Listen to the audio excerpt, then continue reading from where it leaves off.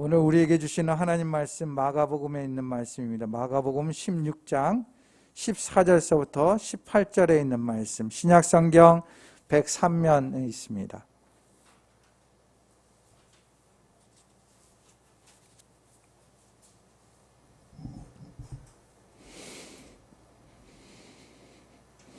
마가복음 16장 14절서부터 18절에 있는 말씀, 같이 함께 봉독하도록 하겠습니다. 하나님의 말씀을 함께 봉독할 때 하나님의 음성을 들을 수 있기를 바랍니다. 함께 봉독합니다. 시작.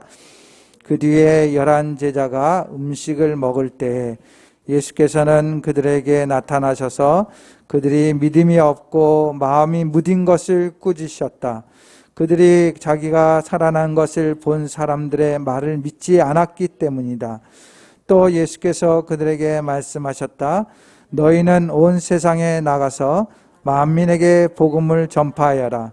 믿고 세례를 받는 사람은 구원을 얻을 것이요 믿지 않는 사람은 정죄를 받을 것이다. 믿는 사람들에게는 이런 표징이 따를 터인데 곧 그들의 내 이름으로 귀신을 쫓아내며 새 방언으로 말하며 손으로 뱀을 집으뜨리며 독약을 마실지라도 절대로 해를 입지 않으며 아픈 사람들에게 손을 얹으면 나을 것이다. 이것은 주님의 말씀입니다. 아멘. 네.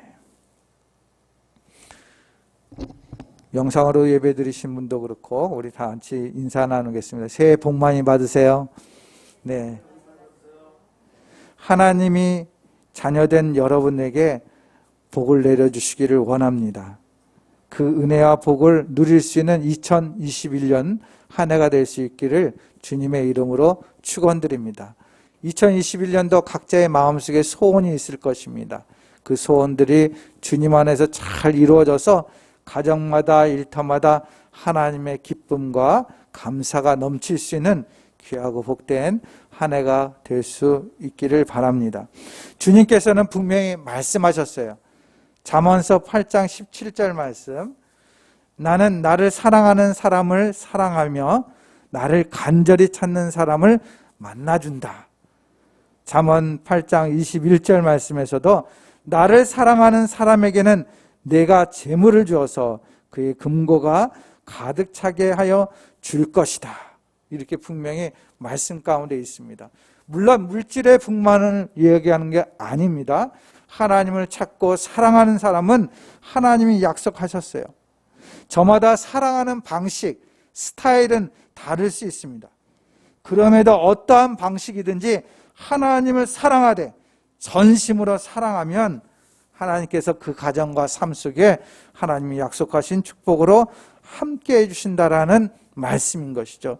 이 사실을 믿고 하나님을 힘차게 나아갈 수 있는 저와 여러분들의 삶이 되어지길 바랍니다.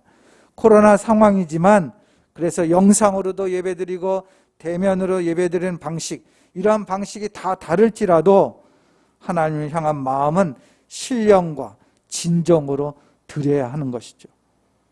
우리의 마음은 주님이 아십니다.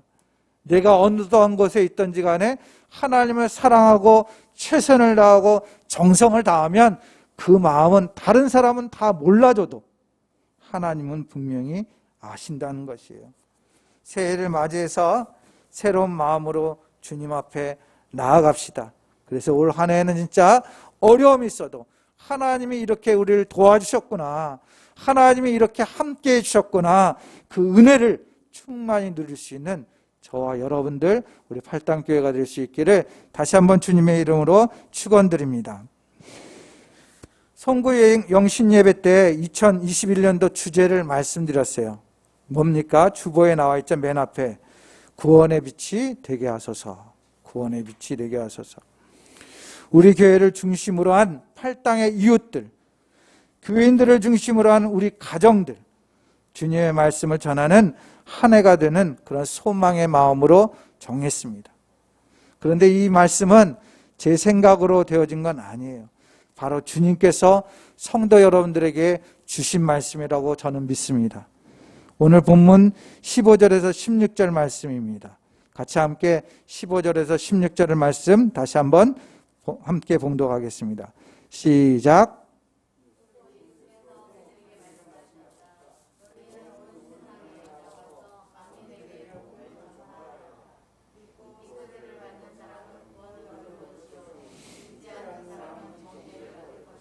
아멘. 우리에게 주신 말씀입니다. 이 말씀을 다시 한번 한 해를 살아가면서 마음속에 두고두고 새기면서 이 말씀대로 한번 실천하며 나아갈 수 있길 바랍니다. 그래서 이 말씀이 우리 교회에 어떤 역사가 이루어지는지 바라볼 수 있는 그런 한 해가 되길 원합니다. 전에도 한번 말씀드린 적이 있는 것 같아요. 제 기억에. 어느 날 오후 저는 우리 교회 위쪽으로 천천히 걸어 올라갔어요. 새로 지은 집들도 많이 있었습니다. 그러다가 막다른 집에 다다랐어요. 거기에서 내려보는 이 팔당 지역의 경관이 참 아름답게 보였습니다. 그 집 주인 어르신 한 분을 만나게 되었습니다. 그분도 함씨였어요. 함씨였어요. 조남을 제가 다 알지는 못하지만 함씨라는 건 알고 있었어요. 이런저런 이야기를 함께 나누었습니다. 이야기를 나누면서 제 머릿속에 한 생각이 들었습니다. 우리 교회가 65년, 올해는 66주년이 됩니다. 65년이 되었는데 그렇다면 이 지역에 살았던 분들은 그래도 교회가 세워지는 것을 다 지켜보았을 것입니다. 교회가 저쪽에 있다가 이쪽으로 이전하고 교회가 지어지는 모습 다 지켜보았을 것입니다. 그리고 그분들 가운데 학생 때, 젊었을 때 한 번이라도 교회에 나왔을 것으로 생각되었어요. 그래서 기도 제목이 하나 떠올랐어요. 어떤 기도 제목이냐면 예전에 교회 다녔던 분들의 마음이 다시 한번 변화되어서 교회로 향할 수 있게 해주십시오. 학생 때라도 젊었을 때라도 한 번이라도 교회에 나와서 그러한 기쁨을 누렸던 사람이 있다면 그 사람의 마음을 변화시켜 주셔서 다시 한번 교회로 발걸음을 옮기게 해주시옵소서. 그리고 예전에 교회에 대해서 좋은 생각을 가졌던 사람들이 있다면 그 생각이 다시 한번 떠올라서 하나님 앞에 나와서 함께 신앙을 생활을 할 수 있도록 도와주옵소서. 그래서 우리 교회가 그러한 사람들을 일깨워서 주님께로 인도하는 그 사명을 감당하게 하옵소서. 이런 기도 제목이 생각이 났습니다. 사랑하는 성도 여러분, 우리도 이러한 마음을 함께해서 함께 기도하기를 원합니다. 저 혼자 기도하는 것이 아니라 우리 팔당의 교회에 속한 모든 사람들이 같이 이 지역의 영혼들을 위해서 기도할 수 있었으면 좋겠습니다. 그래서 실천적으로 자그마한 일이지만 구체적인 것들을 한번 같이 이야기 나누고자 합니다. 저와 여러분들이 함께 상의해서 잘 준비해야겠지만 제가 송구 연신 예배 때도 말씀드린 것처럼 이 지역의 사람들을 위해서 자그마한 선물을 준비하고자 합니다. 한 가구당 10,000원 정도 들어가는 선물을 준비할 것 같아요. 거기에는 손소독제도 준비하고 마스크도 넣고 또 몇 가지 것들을 넣으려고 합니다. 이것은 우리 성도들과 같이 상의해서 그 안에 문구도 새기고 그래서 교회가 드리는 선물로 드리고자 합니다. 그래 봐야 우리 이장님이 말씀하신 것처럼 조집사님이 말씀하신 이 하팔당 지역에 한 120에서 150가정 있는 걸로 제가 알고 있습니다. 그러면 한 가구당 10,000원이면 150만 원 드려요. 1년에 우리가 이 지역을 위해서 구원을 위해서 복음을 위해서 150만 원 투자한다는 것은 당연히 할 수 있는 일이라고 저는 생각이 됩니다. 우리가 하나님의 나라를 위해서 그 정도 더 이상을 우리가 할애해서 투자하고 하나님의 복음을 증거할 수 있다고 봅니다. 어떤 사람은 이러한 이야기를 하면 그게 될까? 그런 거 줘서 뭐 사람들이 교회 나올까? 이렇게 이야기하시는 분도 있을 수 있을 것 같습니다. 저 같아도 그냥 일반적으로 생각하면 그거 뭐 그냥 주는 거지 뭐 그거 가지고 사람들이 변화될까? 이렇게 생각될 때도 있습니다. 그러나 우리가 성경에서 아시다시피 전도하는 데 있어서 전도의 결과 그 몫은 우리의 몫이 아닙니다. 하나님께서 인도하시는 거예요. 하나님께서 하시는 것입니다. 우리가 기도하고 진짜 정성을 다해서 믿음을 가지고 준비하면 하나님께서 한 영혼이라도 그 영혼을 변화시켜서 하나님께로 인도한다는 거예요. 150만 원 투자해서 한 영혼이 구원될 수 있다면 그 가치가 더 놀라운 것 아니겠습니까? 우리는 그러한 믿음으로 한 해 코로나 상황이지만 우리가 여러 가지 지혜를 모아서 한번 해볼 수 있었으면 좋겠다라는 생각이 들었습니다. 한 이야기가 있습니다. 인도에서 있었던 일이라고 합니다. 어떤 사람이 철길에서 기차가 다니는 레일을 베고 자살하려고 했다고 합니다. 거기에 누웠어요. 건너편 철길에서 기차 소리가 났습니다. 그때 그 기차 안에서 누군가 전도지를 들고 전도를 하고 있었다고 합니다. 어느 힌두교인이 그 전도지를 받아서 찢어서 창문 밖으로 던져버렸어요. 그러자 그 찢긴 전도지가 창밖에서 바람에 날려 퍼져버렸어요. 그때 죽으려고 레일을 베고 누웠던 사람의 얼굴로 쪽지 하나가 날아가서 떨어졌다는 것이에요. 이 사람이 보니 그 쪽지에 이렇게 써 있었습니다. 주 예수를 믿으라. 그리하면 너와 네 집이 구원을 받으리라는 문구가 적혀 있었다는 것입니다. 그 문구를 읽는 순간 성령님께서 그 마음을 감동시켜 주셨어요. 그 영혼의 눈을 활짝 열어주셨다는 것입니다. 하나님의 놀라운 역사가 임했어요. 그래서 그 사람은 다 주님을 믿게 되었고 자기의 죽음의 길에서 생명의 길로 나아갔다라는 그러한 이야기가 있습니다. 문제는 전도는 어느 기회든지 목적을 가지고 뜻을 가지고 목표를 가지면 열매가 있다라는 것이에요. 문제는 나의 신앙의 자세에 달려 있습니다. 내 안에 누구에게든지 복음을 전하고 싶고 이 소식을 전하고자 하는 마음이 있느냐가 그게 문제죠. 내 마음에 그런 의지만 있다면 전도는 얼마든지 할 수가 있는 것입니다. 얼마든지 뜻을 이룰 수가 있어요. 그래서 전도는 기쁜 소식을 전하는 일인 것입니다. 내 상황과 형편이 어렵을지라도 나에게 주신 기쁨을 전하고자 하는 그런 간절한 소망을 담고 하나님의 뜻을 이루고자 한다면 분명히 하나님께서는 열매 맺게 해주실 것입니다. 우리는 성경에서 예수님의 열정을 보게 됩니다. 예수님은 복음 전파를 위해서 이 세상에 오셨어요. 저 하늘 보좌를 버리시고 이 땅에 오신 것이죠. 3년 동안 눈코 뜰 새 없이 천국 복음을 전파하셨어요.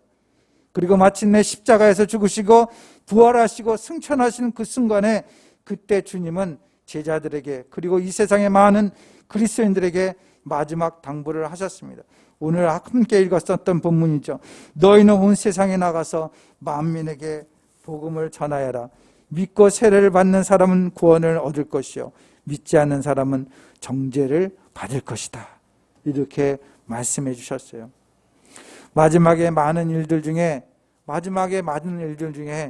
주님은 복음을 전하는 일을 왜 말씀하셨을까요? 마지막 순간에 여러 가지 이야기가 있는데 다른 이야기 다 거두절미하고 오늘 마가복음은 이 이야기를 딱 단촐하게 소개하고 있어요. 왜 그랬을까요? 단순하게 생각하면 이 일이 무엇보다도 가장 중요한 일이기 때문에 그렇습니다. 가장 중요한. 그리고 그 가장 중요한 일은 주님께서 이 땅에 오신 이유이기도 합니다. 뿐만 아니라 이 일은 가장 좋은 일, 우리 인생에 있어서 가장 가치 있는 일이기 때문에 부탁하신 거예요. 그리고 그 일은 바로 우리에게 가장 축복된 일이기 때문에 그렇습니다.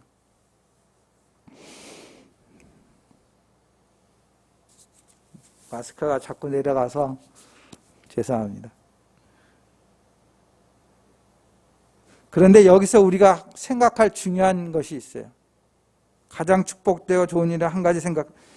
이 전도는 우리가 해야 될 사명이기도 하지만 하나님의 최대의 관심사라는 것을 우리가 분명히 알아야 돼요. 하나님이 가장 관심을 갖는 일이라는 것이에요. 하나님의 관심은 우리를 사랑하는 것이고 우리를 구원하는 것입니다.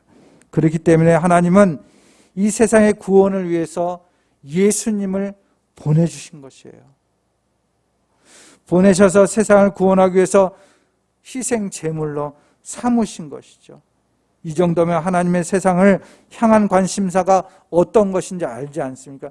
단순한 관심이 아니라 자신의 모든 것을 희생하기까지 이 세상을 구원하기 위해서 행하신 관심사였어요. 우리를 사랑하는 것이 최대의 관심인 것이에요. 하나님은 한 영혼이 구원받는 일을 온 천하보다도 귀하게 여기신다라고 말씀해 주셨습니다. 그래서 성경에 보면 하나 사상이 있어요. 하나 사상. 하나 사상이라고 합니다. 탕자의 비유에도 하나 사상이 들어있죠. 한 영혼이 돌아옴을 고대하고 계시는 하나님의 마음이 표현되어 있는 것이 탕자의 비유예요.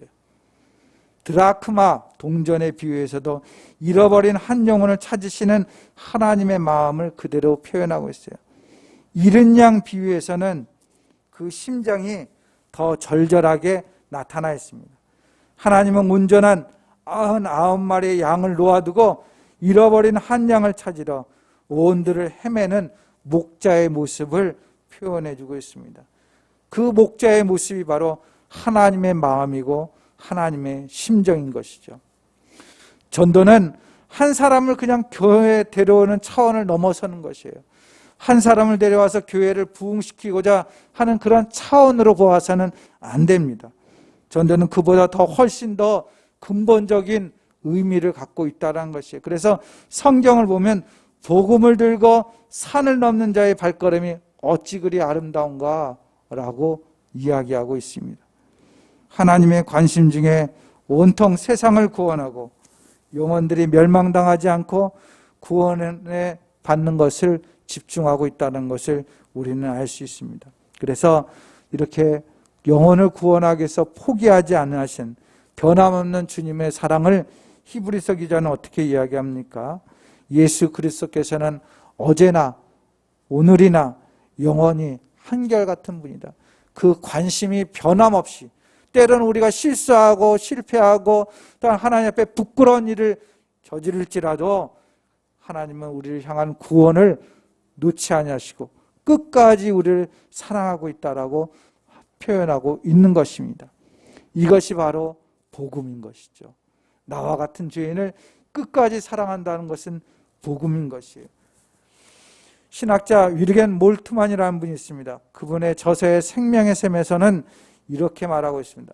설령 내가 내 자신을 잃고 갈팡질팡할지라도, 설령 내가 자신을 포기할지라도 하나님은 나를 포기하지 않는다 라고 말씀하고 있습니다. 사랑하는 성도 여러분, 이 사실을 믿으시기 바랍니다. 하나님은 나를 포기하지 않듯이 우리 주변에 있는 영혼들을 포기하지 않고 있는 것이에요. 하나님의 사랑을 확인할 수 있는 것이 바로 전도라는 것이에요. 여러분들이 하나님의 사랑을 모르겠어 라고 말한다면 전도해 보십시오. 전도를 통해서 하나님의 사랑을 우리는 깨닫게 되는 것이에요. 그래서 우리의 관심사도 2021년도 우리의 관심사도 오로지 영혼 구원을 위해서, 우리의 주변의 영혼을 구원하기 위해서 우리에게 사명이 있다는 사실을 마음속에 새기는 것, 이게 우선되어야 할 것입니다. 이 전도는 이 세상이 끝날 때까지 중단하지 않고 해야 될 과제인 것입니다. 이 사명을 감당하는 사람에게 하나님께서는 놀라운 능력을 약속해 주고 있습니다. 오늘 본문 17절 말씀입니다. 함께 봉독하겠습니다. 시작.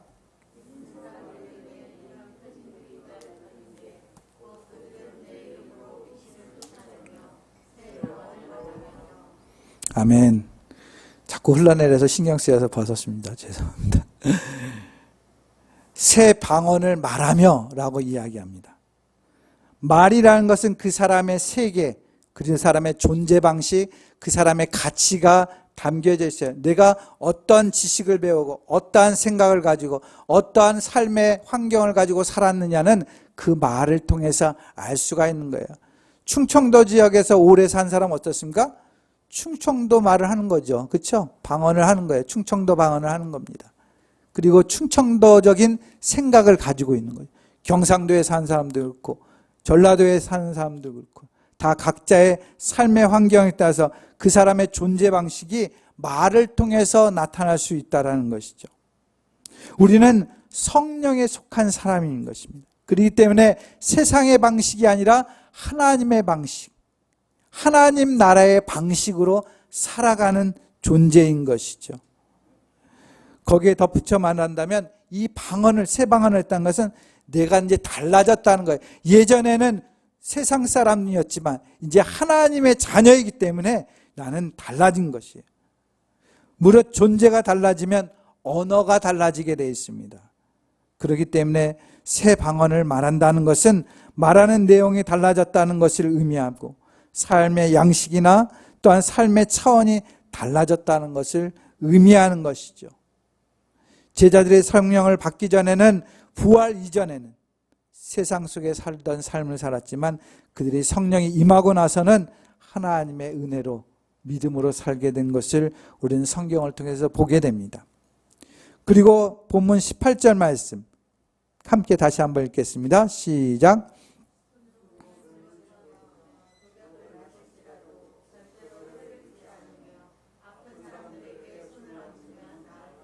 아멘. 손으로 뱀을 집으며 그리고 독약을 마실지라 절대로 해를 입지 않으며 라고 얘기했습니다. 실제로 뱀에 대한 말씀이기도 하지만 영적으로 보면 뱀은 뭡니까? 사탄이다 이렇게 이야기합니다. 사탄의 어떠한 공격으로도 넉넉히 이길 수 있다라는 확신을 우리에게 보여주고 있는 것입니다. 그래서 로마서 8장 35절에서 37절은 분명히 말씀합니다. 사도 바울은 누가 우리를 그리스도의 사랑에서 끊을 수 있겠습니까? 환난이나 곤고나 박해, 굶주림, 그리고 헐벗음, 위협 또는 칼날입니까? 성경에 기록한 바 우리는 종일 주님을 위하여 죽임을 당합니다. 우리는 도살당할 양과 같이 여김을 받았습니다. 한 것 같습니다. 그러나 우리는 이 모든 일에서 우리를 향하여 주신 그분을 힘입어서 이기고도 남습니다. 우리 주변은 나를 끊으려고 하고 나를 죽이려고 하고 예수 그리스도의 사랑에서 멀리 하려고 하는 것들이 너무나 많은데 그러나 우리는 이 모든 일을 우리를 사랑해 주시는 그 하나님의 은혜 가운데서 이길 수 있습니다 라고 말씀해 주고 있는 것입니다. 사랑하는 성도 여러분, 전도하는 자에게 주시는 하나님의 축복인 것이에요.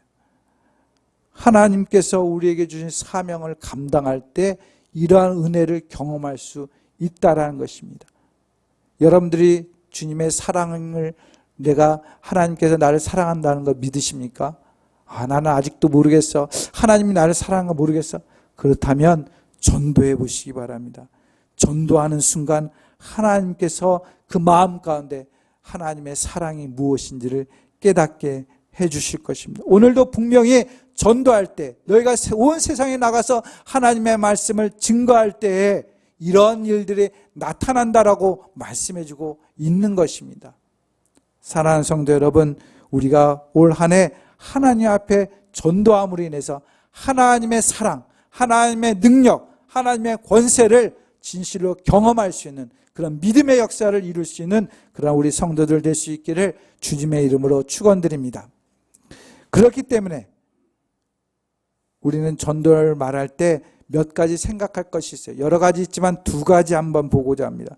첫 번째는 전도는 끝까지 해야 된다는 거예요. 끝까지. 한때 우리가 행사처럼 끝나는 것이 아니라 끝까지 해야 될 것이 성도의 사명이고 교회의 사명인 것이죠. 전도는 끝까지 최선을 다해야 할 일입니다. 전도가 힘들다고 도중에 포기하고 중단할 일이 아닙니다. 전도는 마지막 순간까지 포기하지 않고 끝까지 해야 할 일입니다. 그래서 성경은 뭐라고 얘기합니까? 디모데후서 4장 2절 말씀에 기회가 좋든지 나쁘든지 꾸준히 힘쓰십시오라고 권면하고 있어요. 한 이야기가 있습니다. 미국에 있는 목사님, 필립 브룩스 목사님의 이야기입니다. 필립 브룩스 목사님이 임종의 때가 가까웠어요. 근데 임종의 때가 가까웠으면 누구나 다 만나고자 하지 않습니까? 근데 누구도 만나주지 않았다고 합니다. 일체 면회를 사절했다고 해요. 그런데 뜻밖의 법률가 인거솔이라는 분이 있어요. 그분은 방문을 허락했다고 합니다. 인거솔 씨는 브룩스 목사님의 임종 시간에 만난 유일한 사람이었다고 해요. 그래서 그는 목사님에게 이렇게 이야기합니다. 이렇게 나를 만나게 해주셔서 감사합니다라고 인사드렸어요. 그러자 브룩스 목사님은 인거솔 씨에게 손을 잡으면서 조용히 이런 말을 했다고 합니다. 여보게 인거솔 씨, 다른 사람들과는 모두 천국에서 다시 만날 것 같아서 특별히 만나지 않았다네. 그런데 당신과는 아무래도 천국에서 다시 만날 것 같지 않아서 이렇게 면회를 허용했다네 라고 이야기했다고 합니다. 그러면서 하나님의 복음을 전했습니다. 이 목사님 마지막 임종 순간에도 그 영혼을 구원하기 위한 사명을 감당했다라는 이야기예요. 사랑하는 성도 여러분, 우리가 전도라는 것은 단순히 하나의 행사로 끝나는 것이 아니라 끝까지 내가 해야 될 사명임을, 또한 교회가 이루어야 될 사명임을 우리는 마음속에 새겨야 할 것입니다. 두 번째 또 한 가지는 전도는 요령이다라는 거예요. 요령. 전도는 뭐라고요? 요령이다. 이 말은 전도는 하나님께서 하시는 일이지만 그럼에도 우리는 수고와 투자와 정성이 필요하다라는 의미인 것이에요. 지혜가 필요하다는 것이에요. 일반적으로 몇 마디 말로 전도했다고 감동받고 쉽게 나오지는 않습니다. 여러분들의 처음 신앙생활을 시작할 때 교회 가자 하니까 그냥 즉시 그래 가자 이렇게 하신 분 거의 없을 것입니다. 전도가 그렇게 쉽게 되는 일이면 무슨 기도가 필요하겠습니까? 무슨 수고가 필요하겠습니까? 그래서 요한일서 3장 18절 말씀 보면 자녀들아 우리가 말과 혀로만 사랑하지 말고 오직 행함과 진실함으로 하자라고 표현하고 있어요. 오직 행함과 진실함으로 하나님의 사랑을 이루도록 이야기하고 있다는 것입니다. 한 이야기가 있습니다. 사가장수가 있었습니다. 교인들이 그 근처에 교회가 있었는데 교인들이 그 사가장수를 전도하라고 애를 많이 썼다고 합니다. 그런데 나오지 않았어요. 근데 어느 날 보니까 교회에 그 사가장수가 나타났습니다. 그래서 사람들이 묻습니다. 어떻게 교회에 나오게 됐냐고 이렇게 물었습니다. 그러자 그는 이런 대답을 했다고 합니다. 일주일에 3번씩 우리 가게에 들러 과일을 사가시는 분이 있었습니다. 그분은 항상 못생기고 덜 싱싱한 사과만 골라 사가는 거예요. 너무 미안해서 몇 개 더 주면 한 삭고 거절했습니다. 그분은 지금 당장 먹을 것이니 좀 썩은 것도 괜찮습니다 하고 그렇게 가져갔다는 것이에요. 저는 그때부터 그분을 존경했어요. 그런데 어느 날 그분이 예수 믿으라고 권고하는 거예요. 나는 그때 그분이 믿는 예수님이라면 나도 믿고 싶다는 생각이 되어서 오늘 이렇게 나오게 되었습니다 라고 고백했다고 하는 것입니다. 사랑하는 성도 여러분, 전도는 희생이고 인내인 것입니다. 투자인 것이에요. 마음을 감동시키는 일인 것입니다. 전도하는 사람에게 예수의 모습이 나타나고 전달되어야 되는 것이에요. 그래서 전도는 상대방을 전하는 것도 중요하지만 그 전도를 위해서 먼저 변해야 될 것이 누구입니까? 내가 변화해야 되는 것이에요. 내가 예수님을 닮아가야 돼요. 내가 예수님처럼 온유하고 겸손한 모습이 되어야 되는 것입니다. 내가 행하는 모든 일이 예수님의 마음처럼 행할 때에 사람들이 나를 통해서 예수님을 보게 되고 내가 예수님을 전하게 될 때 그들도 감동이 되어서 주님 앞에 나올 수 있게 된다는 것입니다. 이것이 전도의 요령이에요. 쉽게 하기 위한 요령이 아니라 바로 이러한 요령들을 제가 터득해서 하나님의 복음을 더 잘 전할 수 있는 믿음의 사람이 되어야 된다는 것입니다. 전도의 통계를 보면은 전도하는 것이 가장 효과적인 그 결과가 뭐냐면은 가장 가까이 있는 이웃에게 전하는 것이 40.1% 결과를 맺게 된다는 것이에요. 그래서 교회는 지역사회에 좋은 교회가 되어야 됩니다. 내 자신도 신앙의 좋은 성도가 되어야 한다는 것을 보게 됩니다. 친구의 권유로 신앙생활을 시작한 것은 응답한 사람이 18.6%밖에 안 돼요. 가족이 가족을 전도하는 경우는 5%예요. 그만큼 힘든다는 것이죠. 그만큼 힘든다. 전도 내용도 예수님이나 하나님을 소개하는 것이 가장 효과적이었다는 것이 47%입니다. 그리고 자기가 다니는 교회를 긍정적으로 소개하고 담임 목사님을 소개해서 교회에 나오기 시작한 것이 42.6%. 그래서 우린 참된 복음을 증거할 때에 더 사람들이 거기에 감동되어진다라고 이야기하고 있습니다. 사랑하는 성도 여러분, 어떠한 방법이든지 이 모습들은 진실로 내가 하나님의 복음을 전하기 위해서 최선을 다하고 지혜가 필요하다는 사실을 우리는 알게 됩니다. 지혜를 얻기 위해서는 어떻게 됩니까? 기도해야 되는 것이죠. 하나님 앞에 은혜를 구하는 것이죠. 그러한 삶을 통해서 전도가 이어질 수 있다는 것을 보게 됩니다. 영혼 구원받고 엄청난 변화를 받는다면 그것이 작은 일이겠습니까? 전도는 큰 일인 것이에요. 하나님께서 저와 여러분, 우리 팔당교회를 통해서 큰 일을 이루시기를 원합니다. 한 영혼, 그 영혼을 구원하시기를 원합니다.